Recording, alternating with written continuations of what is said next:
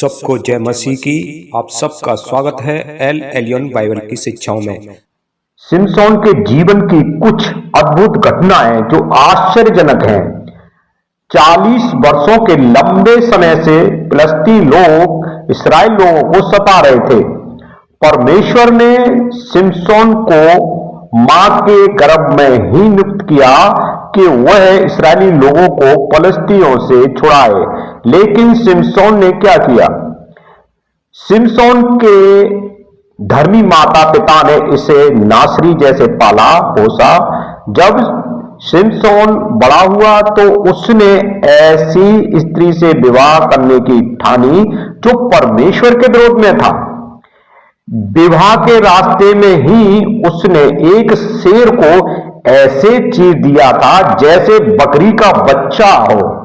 ऐसे ही शेर को मार डाला चीर के। सिमसोन एक अद्भुत शक्तिशाली महाबली व्यक्ति था। उसने 30 फिलिस्तियों को मार डाला ताकि वह एक पहेली को पूरा करके जिसे फिलिस्तियों ने छल से सुलझाया था उस वादे को पूरा करने के लिए फिलिस्तियों को मार डाला। उसने पूरे स्थान को जला दिया। उसने 1000 फिलिस्तियों को गधे के जबड़े को लेकर मार डाला। एक बार जब उसे दुश्मन उसकी घात में थे तो उसने नगर के फाटकों को बेड़ों समेत उखाड़कर पहाड़ की चोटी तक ले गया। सिमसोन एक अद्भुत बलशाली व्यक्ति था। परमेश्वर ने सिमसोन को मां के गर्भ में ही नियुक्त किया कि वह इस्राएली लोगों को फिलिस्तियों से छुड़ाए। लेकिन सिमसोन ने क्या किया? वह वेश्या दलीला को अपने महाबली होने का रहस्य बता दिया। दलीला ने फिलिस्तियों के हाथों में बेच दिया सिमसोन को। उसके बाल काट कर गंजा कर दिया गया, उसे गुलाम बना लिया गया और उसकी आंखें फोड़कर अंधा कर दिया गया, क्योंकि बालों में महाबली होने का रहस्य था। जब उसके बाल फिर बढ़ने लगे, बड़े हो गए, परमेश्वर ने उसे फिर से सामर्थ दिया और उसने उस छत को गिरा दिया जिसमें उसके दुश्मन लोग बैठे थे। इस तरीके से सिमसोन ने उन लोगों से बदला लिया। और यहां पर परमेश्वर से सिमसोन ने यही प्रार्थना की कि मुझे एक बार फिर परमेश्वर मौका दे कि ताकि मैं अपना बदला उनसे ले सकूं, आंख फोड़ने का। हम सिमसोन के जीवन से यह पाते हैं। आज जब सिमसोन सही रीति से परमेश्वर के साथ ना चला तो उसको क्या हानि भुगतनी पड़ी, उसे अपना जीवन समाप्त करना पड़ा। आज भी परमेश्वर अपने लोगों को खड़ा करते हैं ताकि दूसरे लोगों को बदवाई से छुड़ाएं, चाहे वो मसीह हो चाहे अन्य मसीह हो। सबको उनके पापों से, उनकी गुलामी से छुड़ाने के लिए परमेश्वर ऐसे व्यक्तियों को खड़ा करते हैं जो उनको छुड़ा सकें।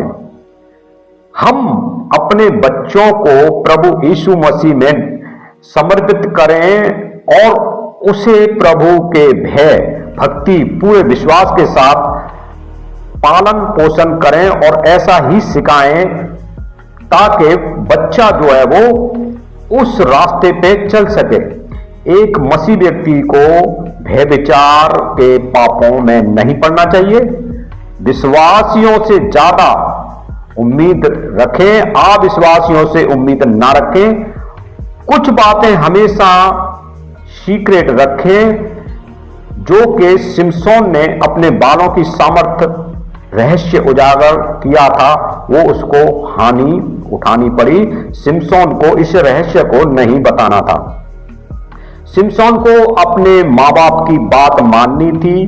फिलिस्तीनी महिला से शादी नहीं करनी थी। उसने अपनी पत्नी के साथ एक अच्छा समय नहीं बिताया। उसकी अनुपस्थिति में लड़की के पिता ने लड़की का हाथ किसी और को दे दिया। इस कारण सिमसोन ने 300 लोमड़ियों से उनके खेत खलियान और दाग की बारियों को जलाकर नष्ट कर दिया। परमेश्वर बुरी स्थिति में भी बदल सकते हैं। सिमसोन एक महाबली पुरुष था, लेकिन परमेश्वर की अगुवाई में नहीं चला। सिमसोन के समय में इस्राएली लोग परमेश्वर के साथ संबंध नहीं बना पाए। सिमसोन के जीवन में केवल तभी छुटकारा या आराम मिलता था जब परमेश्वर आत्मा उस पर बल से उतरता था। हम मसीह लोगों को भी सदैव परमेश्वर की भरपूरी में रहना चाहिए। सिमसोन की मूर्खता पूर्ण दलीला के पास जाने के उसके सामर्थी जीवन को नाश कर दिया। यह एक महत्वपूर्ण बात है। हमें सावधानी बरतनी चाहिए। यदि हम लगातार पाप करते रहेंगे तो परमेश्वर की सामर्थ हमसे दूर हो जाएगी। जिन पापों को अंगीकार नहीं किया जाता या नहीं छोड़ते तो ऐसे पाप दंड लेके आ जाते हैं और गुलामी में चले जाते हैं, जैसे इस्राएली चले गए थे। सिमसोन ने क्या किया? अच्छा नहीं किया। हम क्या करें? बच्चों को उसी मार्ग की शिक्षा दें जिसमें उसे चलाना चाहिए, ताकि बुढ़ापे तक वह उसमें बना रहे। बड़ा होकर उसने कहा, वो स्त्री से मेरा विवाह करा दो क्योंकि वह मुझे अच्छी लगती है। उसने कभी यह नहीं पूछा परमेश्वर को क्या अच्छा लगता है। उसने जब शेर को मारा तो उसने अपनी सामर्थ्य के लिए परमेश्वर को धन्यवाद नहीं दिया, वरन घमंड से भर गया। सीखें कैसे आप अपनी कामयाबी को परमेश्वर की देन समझो, कैसे परमेश्वर का धन्यवाद करो। क्यों? जब भी हम कामयाबी पाते हैं तो हम परमेश्वर को धन्यवाद करें, ना कि सिमसोन की तरह अपना क्रेडिट खुद ही ले लें। सिमसोन अपनी कमजोरी पहचानने में फेल हो गया। उसकी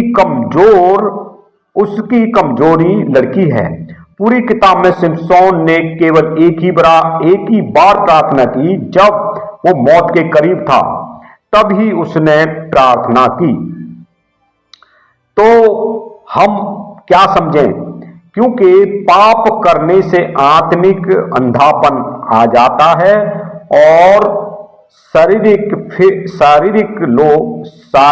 रूप से गुलामी में आ जाते हैं। तो सिमसोन की तरह हम बिल्कुल ना बने। सिमसोन आज कहां है? ये एक महत्वपूर्ण सवाल है।